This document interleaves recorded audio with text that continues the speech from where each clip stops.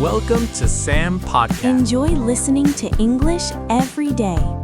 Hello, everyone. Welcome to Season 3 of the Sam Podcast. We'll be talking about business plans this season with me, Mr. Sam. Today's episode is energetic, competitive, and maybe a little intense. We're talking about how to write a business plan for a sports store. And to help me debate this topic, I've invited a retail strategist and former sports marketing manager, Miss Natalie Rivera. Welcome to the show, Natalie. Thank you, Mr. Sam. Hello, everyone. I hope you're ready because sports retail is serious business. I can already feel your competitive energy. Oh, yes, and I might challenge you a little today. Good. I expect nothing less. Let's begin with a big question. Is opening a sports store still a good business opportunity when online giants dominate the market? Absolutely, but only if the business plan is strong. That sounds like a warning. It is. Sports retail has high competition, strong brands, and customers who compare prices online instantly. So step 1 in writing a business plan is understanding the competition. Yes, and being realistic about it.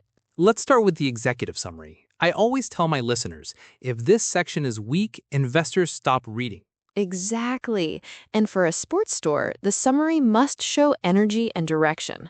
So what should be included? Store name, location, target sports categories, target customers, competitive advantage, financial overview. For example, our sports store will specialize in affordable fitness and football equipment for teenagers and young adults in the downtown area. Perfect, specific, and focused.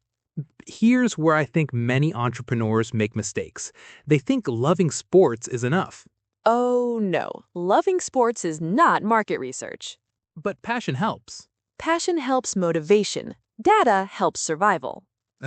That's a strong line. You need to research what sports are popular in your area, what age groups are most active, how many competitors are nearby, what price range works. So if basketball is not popular locally, don't fill your store with basketball shoes. Exactly. Adapt to local demand. I once saw a store selling expensive golf equipment in a city with no golf course. That's poor planning. Let's talk about target customers. Should a sports store try to serve everyone? No, that's dangerous. Why? Because sports products vary a lot. Football, basketball, gym, swimming, cycling, yoga, and more. Inventory becomes too large and expensive. So focus on a niche? Yes, for example, youth athletes, fitness beginners, professional competitors, school teams. Which one would you choose? If I were starting small, youth and school teams, stable demand. Interesting. I would choose fitness products because gyms are growing. See? We disagree already. Now let's talk about products. This section of the business plan must be detailed. Yes, mention categories clearly. Shoes, apparel, equipment, and accessories. And brands? Absolutely. Brands matter in sports retail. But stocking famous brands requires high investment. True, that's why your business plan must explain your brand strategy. For example, mix premium brands with affordable local brands. Exactly. That balances cost and variety. Location for a sports store, shopping mall, or near schools? Depends on target market. I prefer malls, high foot traffic. But rent is expensive. Yes, but more visibility. If targeting school teams, being near schools may be better. Good argument. Your business plan must justify location logically, not emotionally. Sports stores deal with many sizes, especially shoes. Yes, inventory management is complicated. Explain why. You must stock multiple sizes, colors, and models. That increases storage costs. So include inventory tracking systems in the plan. Exactly, and mention supplier relationships.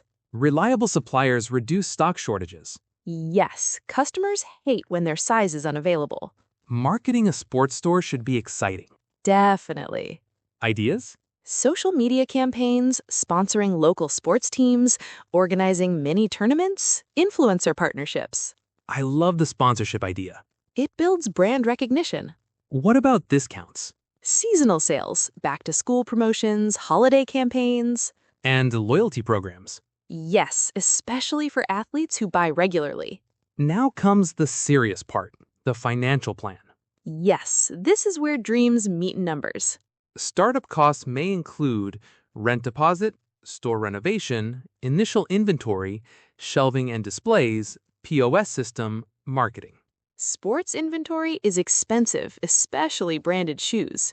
So initial investment may be high. Exactly. That's why careful sales forecasting is important.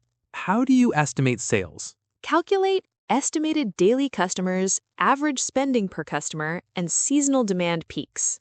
For example, sales increase during school reopening season. Correct. Explain break-even simply. If monthly expenses are $8,000, you must generate at least $8,000 in sales to avoid loss. And profit comes after that. Yes, but many sports stores fail because they overestimate sales. Optimism can be dangerous. Exactly. Let's identify risks. Strong online competition, changing sports trends, high inventory costs, unsold seasonal products. For example, winter jackets unsold in warm climates. Exactly. How to reduce risk. Start with limited categories, use pre-orders, offer online sales, monitor trends. A strong business plan includes future goals. Such as expanding to e-commerce? Yes, or launching your own sports brand. That's ambitious. Ambition is good if supported by planning. Final question, Natalie.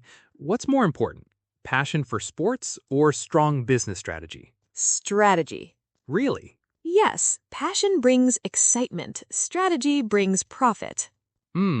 I think passion helps build strong customer relationships. True, but without numbers, passion cannot pay rent. That's true.